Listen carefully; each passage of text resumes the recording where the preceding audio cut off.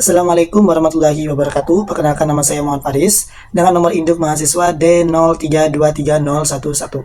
Melalui video ini saya ingin menjawab beberapa pertanyaan. Langsung saja pada pertanyaan yang pertama, yaitu mengenai sejarah, definisi, dan karakteristik microteaching.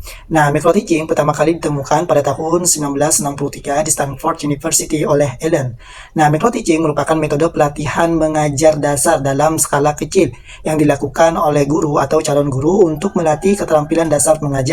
Nah, biasanya microteaching ini dilakukan pada jumlah murid yang sedikit, waktu yang terbatas, serta fokus pada satu atau beberapa keterampilan dasar mengajar, seperti membuka pelajaran, menutup pelajaran, menyampaikan materi, dan bertanya kepada siswa.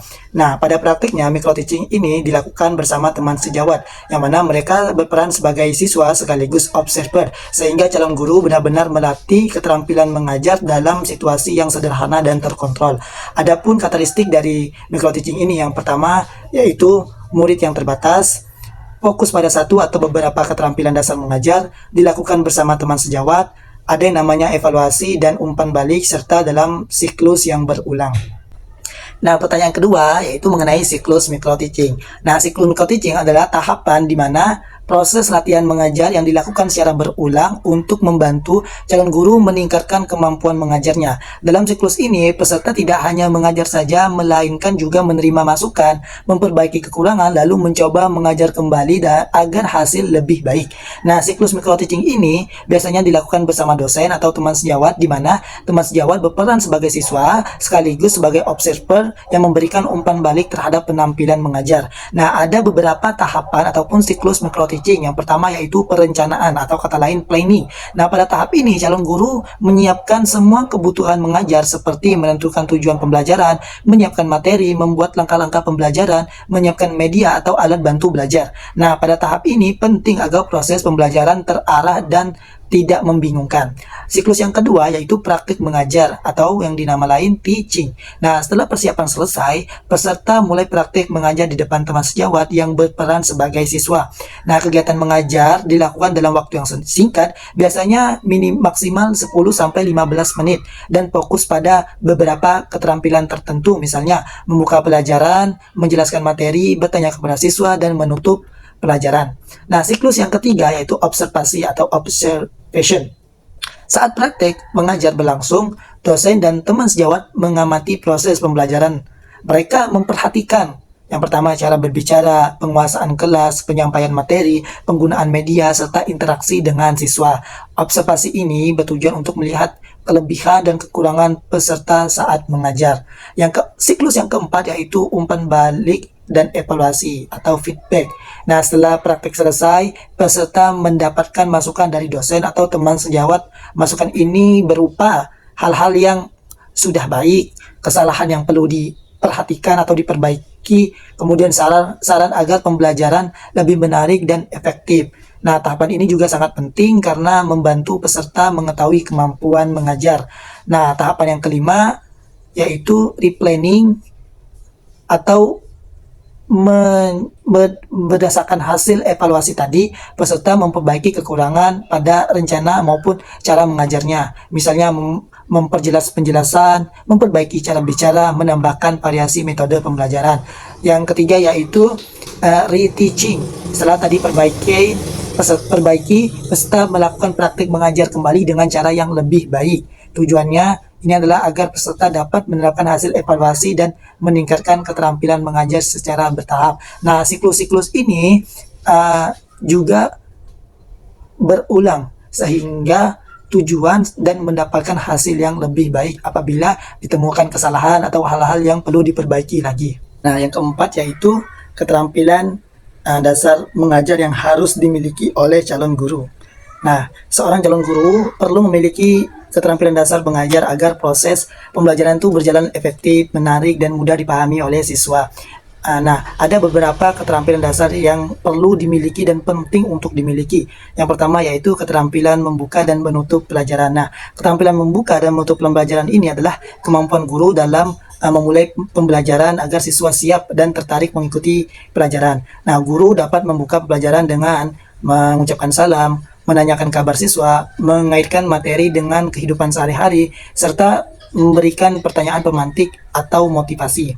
Nah, sedangkan keterampilan menutup pelajaran adalah keterampilan mengakhiri pelajaran dengan baik. Misalnya keterampilan menutup pelajaran yaitu menyimpulkan materi, memberikan refleksi, memberikan tugas, dan menyampaikan pesan atau motivasi. Nah, selanjutnya itu keterampilan menjelaskan. Nah, keterampilan menjelaskan adalah kemampuan guru menyampaikan materi agar mudah dipahami siswa. Dalam menjelaskan materi, guru harus menggunakan bahasa yang baik dan jelas dan berbicara dengan suara yang cukup dapat didengar dan memberikan contoh yang relevan dan menyampaikan materi secara runtut atau berarah. Nah, guru juga mampu menjelaskan dengan baik agar membantu siswa mudah memahami pelajaran dan tidak cepat merasa bosan di kelas. Nah, adapun selanjutnya yaitu keterampilan bertanya atau questioning. Nah, keterampilan bertanya adalah kemampuan guru atau calon guru dalam memberikan pertanyaan kepada siswa untuk meningkatkan perhatian, pemahaman, dan keaktifan mereka di kelas. Nah, pertanyaan ini juga bisa berupa pertanyaan sederhana untuk meningkatkan pemahaman materi mereka, kemudian pertanyaan yang menuntut siswa agar berpikir kritis. Nah, kemudian juga bisa pertanyaan itu untuk mengetahui seberapa jauh pemahaman siswa terhadap materi yang telah disampaikan oleh guru. Nah, keterampilan yang berikutnya yaitu keterampilan mengelola kelas.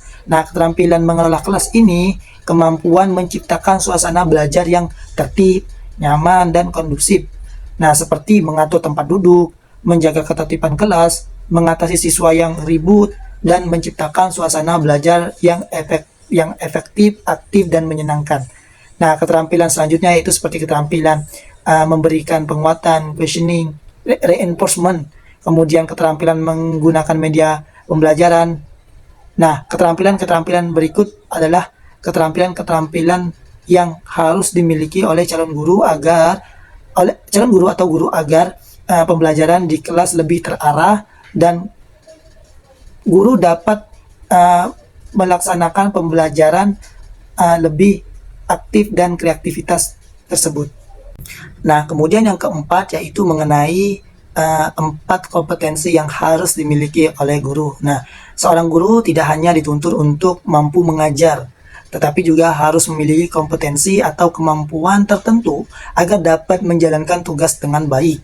Secara umum, terdapat 4 kompetensi utama yang harus dimiliki oleh seorang guru.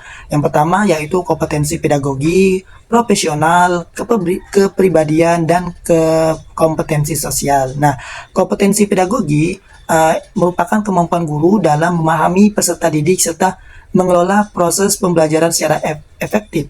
Guru harus memahami karakter siswa, kebutuhan belajar, metode pembelajaran, serta cara mengevaluasi hasil belajar. Guru juga harus memiliki dalam kompetensi pedagogik ini mampu memahami kemampuan karakter siswa, memilih metode pembelajaran yang sesuai, menyusun tujuan pembelajaran, dan melakukan penilaian hasil pembelajaran. Nah, contohnya yaitu seperti seorang guru bahasa Inggris mengetahui bahwa sebagian siswa masih kesulitan menghafal kosakata.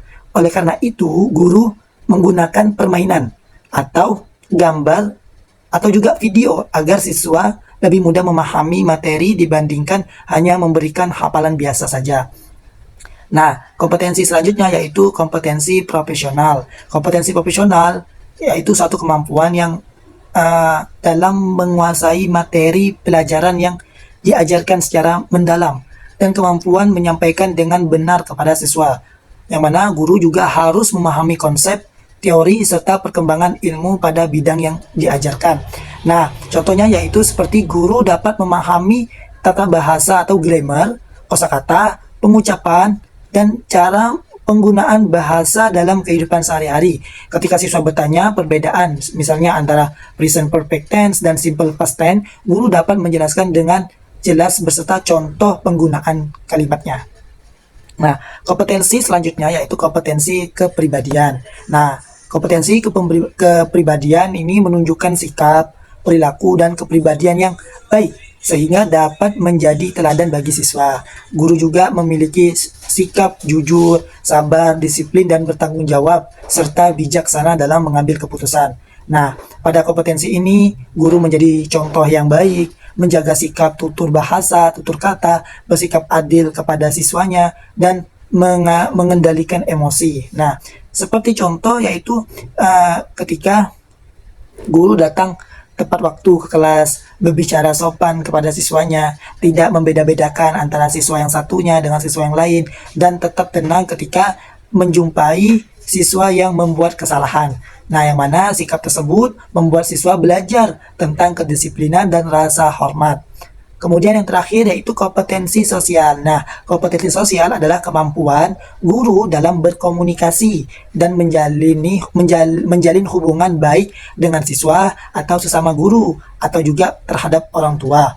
Nah, guru mampu bekerja sama serta menciptakan hubungan yang positif di lingkungan sekolah. Yang mana kompetensi sosial ini guru harus mampu dalam berkomunikasi dengan baik, bekerja sama dengan rekan guru yang lainnya, membangun hubungan baik, baik itu dengan orang tua siswa dan guru rekan kerjanya, dan menghargai perbedaan antara individu. Contohnya yaitu ketika siswa mengalami kesulitan belajar, guru berkomunikasi dengan orang tua siswa untuk mencari solusi bersama. Guru juga harus aktif berdiskusi dengan guru lainnya untuk meningkatkan kualitas pembelajaran. Nah, inilah 4 kompetensi yang harus dimiliki oleh guru. Yang pertama yaitu kompetensi pedagogi, kompetensi profesional, kompetensi kepribadian, dan kompetensi sosial. Nah, pertanyaan yang kelima yaitu mengenai perbedaan antara kurikulum 2013 dan kurikulum Merdeka. Nah, perbedaan yang pertama yaitu mengenai aspek fokus belajar. Nah, pada kurikulum 2013 fokus pada pencapaian kompetensi sikap, pengetahuan, dan keterampilan secara terpadu. Adapun kurikulum Merdeka berfokus pada pengembangan kompetensi, karakter, dan minat bakat siswa secara lebih fleksibel. Nah, kemudian mengenai aspek struktur kurikulum. Nah, kurikulum 2013, struktur mata pelajarannya itu lebih padat dan rinci. Sedangkan kurikulum Merdeka, struktur lebih sederhana dan fleksibel sehingga guru dapat menyesuaikan pembelajaran dengan kebutuhan siswa. Nah, mengenai aspek pendekatan pembelajaran, kurikulum 2013 itu menggunakan pendekatan saintifik seperti mengamati, menanya, mencoba, menalar, dan mengomunikasikan.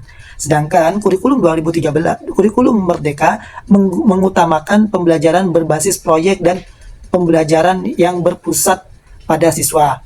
Kemudian perbedaan mengenai aspek peran guru. Nah, pada kurikulum 2013, guru lebih banyak mengikuti struktur dan materi yang sudah ditentukan. Sedangkan kurikulum Merdeka, guru memiliki kebebasan lebih besar dalam memilih metode, media, dan strategi pembelajaran. Kemudian perbedaan mengenai aspek siswanya. Nah, pada kurikulum 2013, siswa mengikuti pembelajaran sesuai target kurikulum yang telah ditentukan. Sedangkan kurikulum Merdeka, siswa itu lebih aktif, mandiri, dan diberi kemampuan mengeksplorasi minat dan bakatnya. Nah, kemudian pada aspek perangkat pembelajaran. Nah, pada kurikulum 2013, guru membuat perangkat pembelajaran yang cukup lengkap dan detail seperti RPP yang panjang.